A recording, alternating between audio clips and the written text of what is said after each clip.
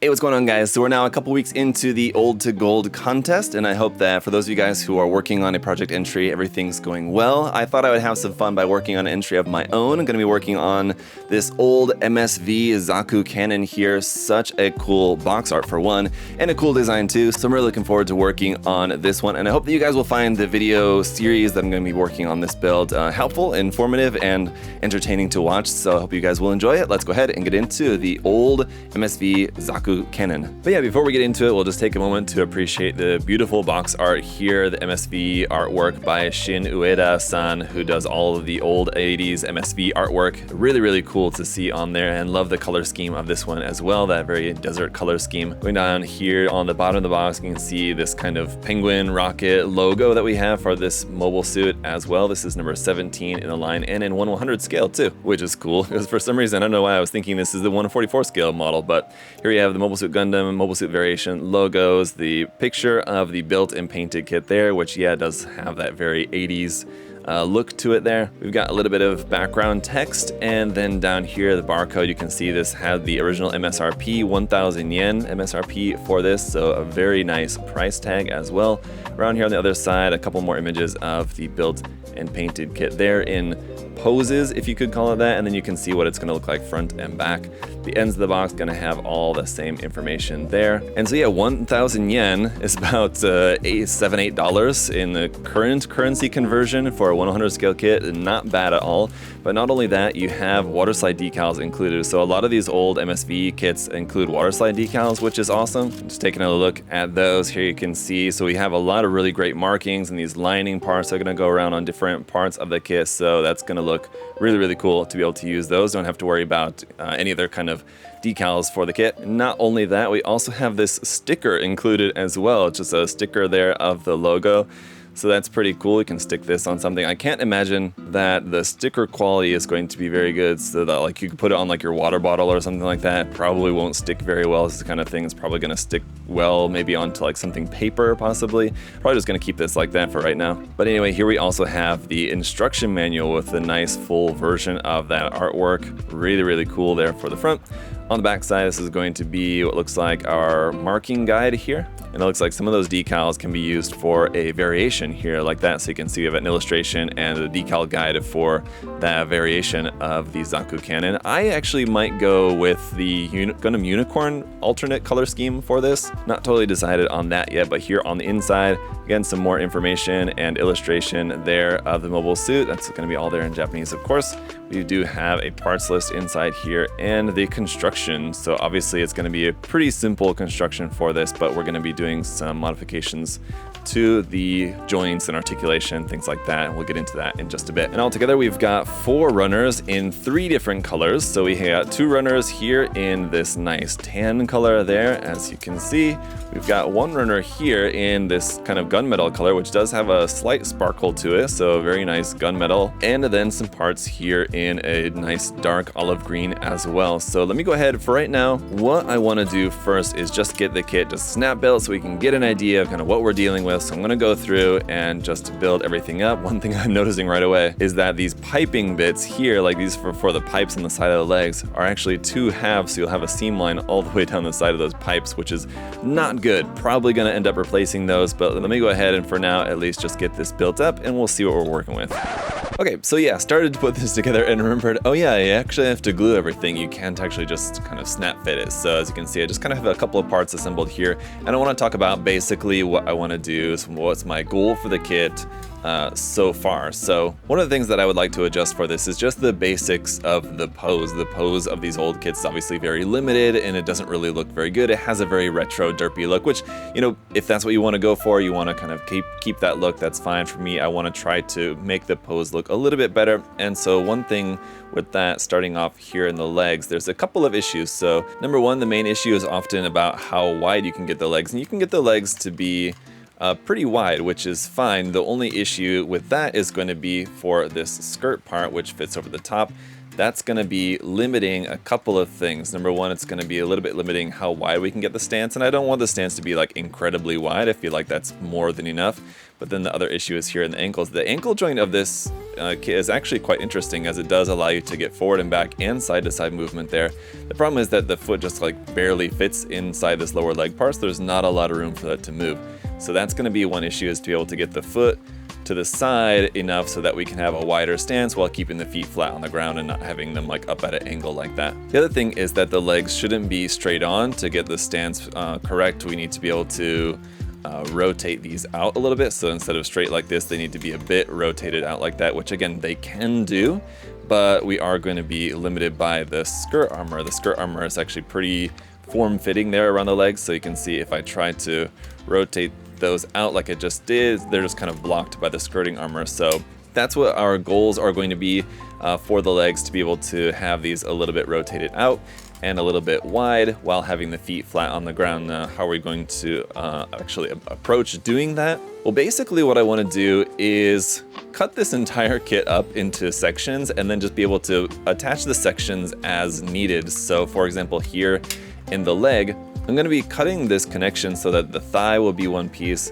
the lower leg will be one piece, and the foot will be one piece. And any of the connections that are kind of basically already built into the kit, I'm just going to omit that and I'm going to put in my own connections. And the way that I want to do this is actually, I want to make this like a desert type, and so I'm going to do like kind of Thunderbolt style desert cloth coverings over the joints, which the ankle joint you won't really be able to see at all. It'll be up inside there. But for like here in the knee, and then also this connection to the hip, I'm going to be using putty to make some cloth joints. So whatever the joint looks like underneath the putty really doesn't matter. So basically what I can do is just make a very simple connection and just use a metal rod. Probably going to use something like 2mm metal rod just to be able to form the shape, the joint. Now this particular joint, the knee joint, is one that just needs to be straight on like that. So this one actually I could probably just leave like that, would be fine. But for the ankle joint in particular, using a rod would allow me to set the foot a little bit further down and a little bit more at an angle, and then I can just fill in the gap in there with some putty, and the same thing goes up here,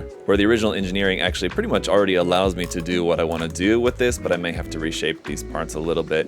What's really going to need to be cut up here as well is this part here for the torso. So the first thing I'm going to do is separate this by cutting this apart. The top of the torso, this middle section, which is just kind of this thin section here, and then the skirt armor. And then the skirt armor, I'm going to separate by cutting it here, and then the back skirt should have a cut here, basically modeling it after the master grade. So that will have a back skirt, two side skirts, and then this kind of front skirt section there. That will allow me to have the side skirt sections placed a little bit further out to account for the stance to be a little bit wider, and basically to make room for these thigh armor pieces, which I also want to make a little bit thicker, just to kind of give it a little bit better look. Everybody enjoys the look of a little bit thicker, meatier thighs, so I think that's what I want to give that. And then the same thing goes here, like with the arm, for example. I'm not going to be using these hands. I actually have some of these, which are some 80s power hands size M. These are just resin hands here, which have a couple different options. I'm actually just only going to be using the closed fists, so that's what I need for the fists for this kit. We'll get back to that. That's something that can be very easily just modified onto here later. But again, what I want to do is basically have these sections as the top of the arm, the bicep, and the lower arm as separate sections that can be attached in a way that will get the pose correctly. Now again, like with the arms here, most of the construction here is pretty close to what I'm going for. I think I just need to add a little bit more space here in the elbow joint. For example, the arms are very short and stocky. I think I can set the upper arm and lower arm a little bit farther apart, and then like I said, I'll add some putty in there to make it look like a cloth covering over the elbow joint inside there.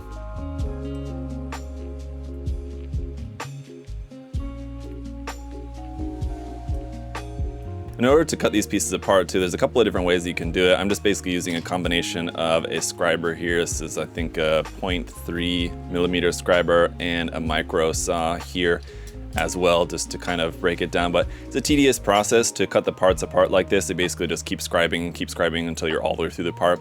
I've also gone ahead and scribed the line, which this is also going to be cut apart. So like I said, to separate the side skirts and the back skirts. So just kind of getting everything scribed out to be cut apart. I'm just kind of right at the edge of getting these totally apart here, but just to kind of show you guys how it's going. Also scribing here to be able to separate the front and side skirts. And so once these are apart, then I can glue the side skirts together, make those solid, glue this middle part together, make those solid. The top part, the torso, obviously there's going to be some other stuff that needs to go in here. So let me just get these finished apart here.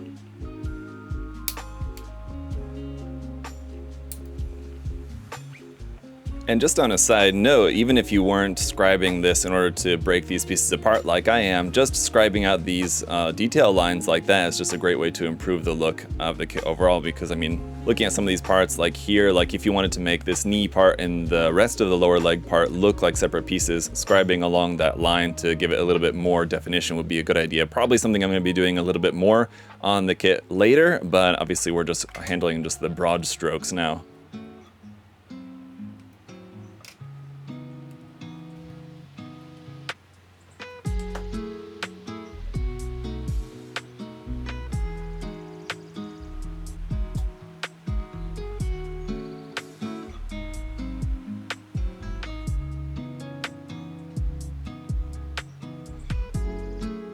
And on the note of broad strokes, actually, guys, as we get into the articulation of the joints here, as I was mentioning on the legs, but you'll notice at this point, I'm really only concerned with how I want to modify the overall general shape of the kit, how the kit's gonna look, the pose. I'm not too concerned yet about how I want to redo this detail or what details I might want to add on here or what other scribing I may want to do on the kit, because first I'm just worried about just kind of the general shape, the major modifications that I need to make, and then I can go in and work on some of the finer details after that. That said, one thing to consider at this point too is maybe how you plan on painting the kit. If you do plan on wanting to airbrush the entire kit, for example, you may want to make more or less modifications based on like how you want the parts to be separated to make it easier to airbrush, how much masking you want to do, or if you're planning on painting the kit entirely by hand, you may not be too concerned about that because you really don't need to do much masking in that case, maybe if you wanted to work by hand. So it is something else to consider. I'm not exactly sure yet. I think probably for this one, I'm just going to be hand painting is my guess, but I'm not too worried about it. Anyway, here for the ankles, this is the ankle joint that I was talking about, which like I said, is kind of a little bit advanced for the time nothing's glued together. It should be glued like that, which will allow it to swing back and forth and then also forward and back. It's kind of interesting. So scrapping that, basically what I want to do in place of right there and there, or just somewhere here in this gap in the foot, I need to make something that I can plug a wire into. And then in the same way, I need to make something up here in the lower leg that I can plug a wire into, so that once this piece and this piece are finished, I can just plug that up into there like that. And instead of sitting, let me rearrange my grip here for a second. Instead of sitting here like this and then being able to move like that, if I'm able to just set this out a little bit more, then I can have this at a bit more of an angle is kind of what I'm going for. I don't need much, but I just need a little bit more room to go off of that like that. So I'm not too concerned about creating too much of a gap between the lower leg and the foot. It is going to make a little bit more, but I think it's still going to look perfectly fine. Like I said, I did want to thicken up that thigh a little bit here as well. So that part is going to be encased in the lower leg. So I think we need to do that first. Let's go ahead and do that. And then in the meantime, I'll also add something here. So what I was actually planning to use for creating basically an anchor for the wire was just some plot plate. I can't find my 1mm plot plate at the moment, but what I do have is a bunch of bread clips that I can use, which is basically 1mm plot plate. And especially if you don't need to be very precise with the thickness or anything, then these can work great. If you guys have not seen my previous video about how to use these plastic bread clips to add detail to your kits, check out that video.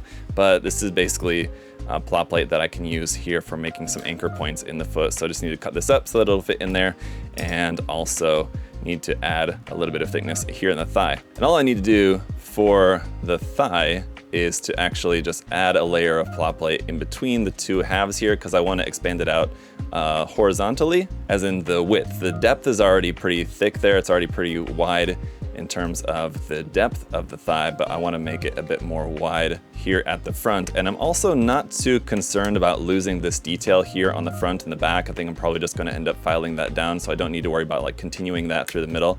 But what I'm going to do is just add a piece of plot plate here in the middle to basically make that a little bit wider out like that. And actually what I think might be a better idea to actually make it easier on myself is rather than just making a piece of essentially plot plate out of bread clips that will fit in here, I can just use a piece of pipe. And because like I said, all I need to do, basically what I'm making here between the pieces of the foot is just an anchor point for the rod. And the rod's only gonna be 1.5 millimeters. And using the original connection piece here as a guide, I can get a sense of the length of how much length of this I need, which is about to here. I can actually make it a little bit shorter is fine. And then just gonna take my 1.5 millimeter drill bit from my trusty drill set and just drill right through the center of this rod, and that can be a perfectly fine anchor point, I think, for our rod later on.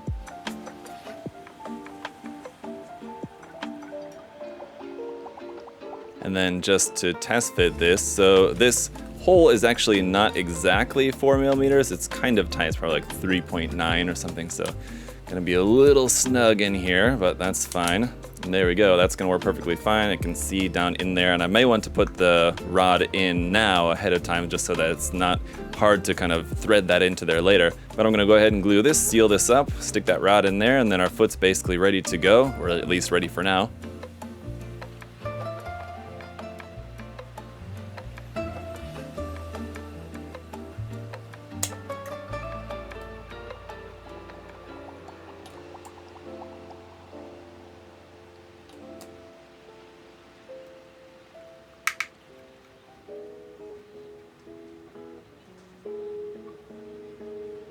And one thing that is going to complicate us a little bit is that by widening the thighs, that means we're also widening that connection point between the knees.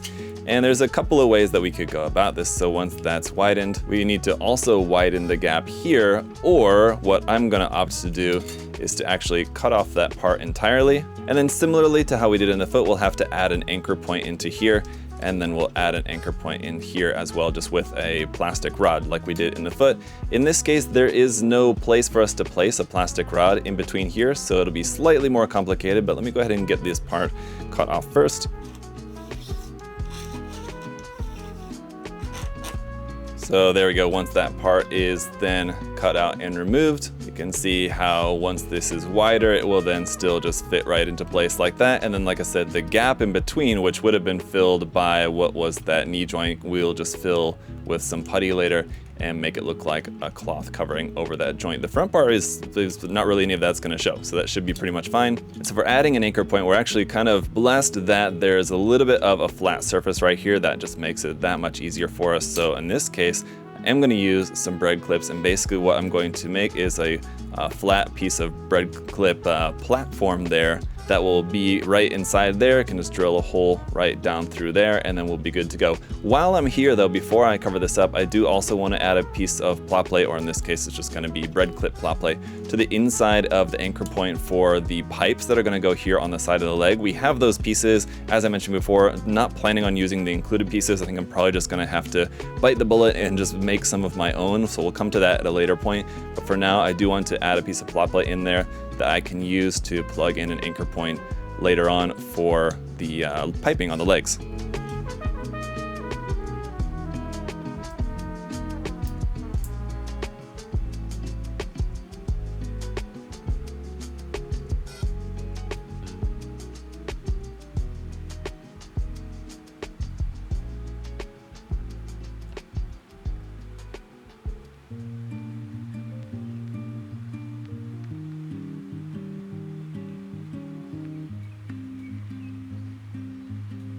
Sorry, just working my way through these pieces. Like I said, just making them so that they can be plugged in individually. This rod will have to be not only cut shorter, but we'll also have to bend that to the right angle. As you can see right now, it's kind of like straight on, and like I said, I wanted it to be at an angle. So what we'll do is just bend the rod. And here is the thigh piece. Again, our new thigh piece is gonna be that much wider. I widened that by 1.5 millimeters. So it's just 3 stacks of 0.5 millimeter there, and that's how that's looking so far. Everything still needs to be filed down quite a bit, but that's how that's coming along. One thing I just wanted to talk about here real quick, for the spiked shoulder armor here on this side, it's meant to be enclosing the shoulder here like this, and that would mean that I would have to seal up that seam line with this part on there fixed permanently. Now I don't want to do that, and this is a real easy fix. Basically here, this is where that peg fits inside, and so you can see the shoulder armor. This shoulder armor would be able to move up and down a little bit, and you'd be able to rotate it and all that. But what we can do is actually just cut the bottom part of this detail, which basically houses the peg. That would mean that the shoulder armor would be able to be lifted off the shoulder entirely, but I'm just going to glue it anyway after it's all painted and everything. So after removing that bit here at the bottom, it's going to be kind of hard to see, and it is a very small detail, but you can see here on this half I've got that removed, so that once these are glued together, this will just slide down over the top of these two pegs, which hold that in place. And if it doesn't, one thing that I can also do is very slightly cut down these pegs a little bit if it's a little bit snug. That way the pegs will still hold the parts on there perfectly fine. I can cut that down a little bit if needed. But aside from moving along with adding those pegs and connection points, anchor points there, and just working on just gluing these parts again, so that I have all these different sections that can then be attached. Aside from that, the other thing that I need to do is work on how we're going to reassemble the parts of the torso that we cut apart. Now the skirt armor, I'm not quite too sure on that yet. The skirt armor that I cut into the different sections, and then I got the side skirts over here that need to be then fixed on there somehow. So I'm still working on figuring out exactly how I'm going to do that. But essentially between the chest part and the waist part, I'm also going to affix just a rod here in between. And again, it's just going to be made by using a anchor point down here, just gluing some plot plate right down into there. In this case, again, I'm still using the bread clips, and then drill a hole through that. And similarly in the bottom of the torso, which is probably actually going to be more so like right underneath where the neck plugs in there. So the rod's probably going to be going all the way up into the neck area, and then we'll be able to fix kind of everything in between. So alright, so anyway guys, now I've basically got to the point where all of the seam lines, for the most part, everything is glued. There's a couple of them here, like this is the part that goes in the head, even the part for like inside where the mono eye is, which I'll have to drill out and make a detail for the mono eye. That'll come in the next part of the video, but this is like the interior part, and there was like a little lip around the bottom of this part, which is meant to be sealed in here between the two halves of the body. I just cut and removed that so that this part could be removed there at the neck, because I'm probably going to want to modify that a little bit more as well. But I want to do a little bit more putty and cleanup, because there's a couple of bits where this seam is not quite perfect there. And once that is cleaned up, then I can go ahead and glue the head and remove the seam line here on the head as well. There's also the part that goes on top of the head. You actually have two options for the antenna, like the one antenna or the bunny ears, but the way that these parts attach onto there is kind of a little precarious, so I'm gonna have to figure that out, which one I want to do. I kind of want to go for the bunny ears, but the attachment's gonna be kind of weird on that. But anyway, this will then fit onto the torso like that, but it has that kind of 80s derpy style where like it has no neck and the face is looking kind of straight on. What I want to do is actually set the neck to be slightly higher so that the head can then be tilted a little bit more down and have a little bit more of a kind of menacing look to it, as much as you can with these old kits like that. So there's a little bit more work to go just kind of on that. But like I said, so far all the main kind of sections of seam lines have been glued, and there's just going to be, now I just gotta wait a little bit. There's some stuff that's kind of still curing the glue and everything, and then I got just a bunch of sanding and filing to do just to clean up all of these seam lines, and then probably a bunch of putty work as well. There's probably going to be a bunch of seams that are going to need some putty as well. Here on the backpack, for example, we got the two halves there, front and back of the backpack. The cannon, of course, has a seam all the way down the side of that. So a bunch of work that I need to do for the moment on just sanding and filing all the seam lines. I'm gonna work on that off camera. I'll come back in the next part of the video where we'll start on some more of the assembly. So like I said, getting our rods placed between the sections and then filling in some putty in some of these sections. One of the things that I do want to do here on the forearm is also add a little bit of length.